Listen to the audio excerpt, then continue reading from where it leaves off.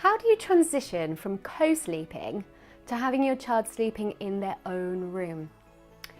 Well, the answer to this is going to vary depending on the age of the child. If you're moving a 6-month-old to their own room for the first time, it's going to be different to if you're moving a 2.5-year-old who's co-slept in your bed their whole life so far. So it will vary, of course, depending on the age and their sleeping ability as it is with you in your bed. It'll also vary depending on the location. So if you're moving them into a room right next door, or if you're moving them to the other side of the house, these things do play a part. But there are some general principles that will apply regardless, and I want to share those with you because it might help you if you're making that move to transitioning from co-sleeping to putting your child in their own room. So the first thing I want to let you know is that it's best to do this gradually. If your child has slept in your bed with you for as long as they know, so I'm not talking about an occasional co-sleeper, but your bed with you has been where they sleep for as long as they know, then to suddenly be in a room alone without you there is a massive, massive jump. It's a massive step, and it's a lot to expect any young child to cope with that in one fell swoop. So it's better to make it a gradual move. Now you can transition, for instance, a young baby from co-sleeping in your bed with you to sleeping in their own sleep space, like a cot or a crib or whatever, beside you. So they have their own sleep space, but they're no longer in your bed. And then you could work on that cot being positioned further away from you in the room, and then eventually moving them to their own room. If you're talking about an older one where it doesn't need to be quite that gradual in terms of being in your room, and you specifically want them in their room, then you can go straight for their room, but you might need to go with them temporarily. So what you would do in that case is you would eliminate your room as an area that you go to sleep. You do all your bedtime routine and process with them going down in their own room, and then you stay with them whilst they fall asleep. So you're not gone from the situation, but you're there whilst you help them adjust to their own new environment, their own bedroom, their own sleep space, and you're right there with them. So doing it gradually helps, and then what you would do from there is work on weaning them off needing you to fall asleep, which is a lovely next step. Now the pace at which you do this, as I said, is going to vary depending on the child, on their own personality, their temperament, and of course their age and their developmental stage. So my second thing I want to say to you is to do this at the individual's pace. So work out where your child is and work at their pace. Some will be ready for bigger steps and bigger chunks, and others will need really tiny, small steps. And like I said, that might mean that you can go from co-sleeping, sharing your bed in your room, to the next step of into their room, they're in their bed, you're sitting there by their side and with them while they settle. Or even maybe laying there with them at first while they settle in their own bed, in their own room.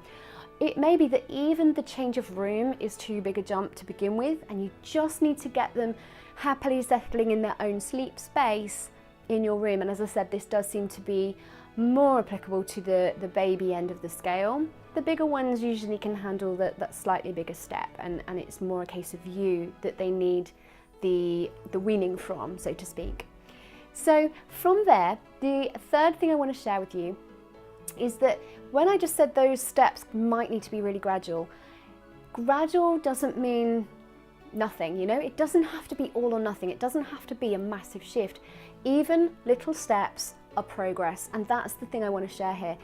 Doesn't matter how small a tweak you make and how small an adjustment you make, it's all going the right way. And sometimes those tiny little steps eventually add up to bigger steps, and over the course of a week or 2 weeks you find, actually, hang on, I've made a massive step. I've just done it in tiny increments so that they're barely noticeable. Now that might mean, to give you an example, let's say there's a baby who is currently held in the parent's arms and rocked to sleep. Okay, so they only know falling asleep being rocked. To put them down in their cot is quite a big step. I mean, some might take that okay, but others will be like, I can't handle this, I don't know what to do, you need to rock me. So instead of just putting them down and sitting there patiently hoping they'll fall asleep and go, well, I'm right here, but they're screaming and they don't know what to do, That's because it's too big a step. They're used to lying down in bed with you. Let's face it, that's a big attachment. So instead of putting them down in that big empty space, which even the smallest cot will feel like, then we need to take some of you with them and do this very gradually. So I would suggest, you could try putting them down and keeping your hands and your physical contact there. So pats and strokes and soothing, physical touch, real closeness, so that they see that even though they're in this space, you're still very close and tactile. Or if that's still big, too big a jump, it might be that instead of rocking the baby to sleep, you rock them to the drowsy kind of state. So you're not going to try and put that baby down fully awake and work on that self-settling, which is a later step, but you might start with a smaller step and just get them partially there. So you're helping them along, and then you're putting them down, and just so they can work on doing the last little bit. And that little bit is something.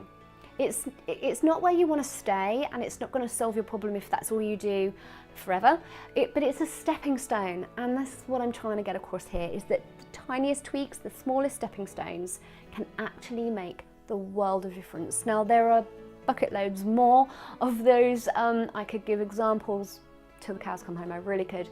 There's so many different ways that you can try these things and make these tweaks, these adjustments. And when I work with families one-on-one, I really do home in on the current scenario, what's happening now, and start from there and then start to move forward from there. And it's different for everybody, but hopefully this gives you some of the kind of key pieces, the essentials of how you can work through that transition from co-sleeping to having your child happily sleeping soundly in their own room.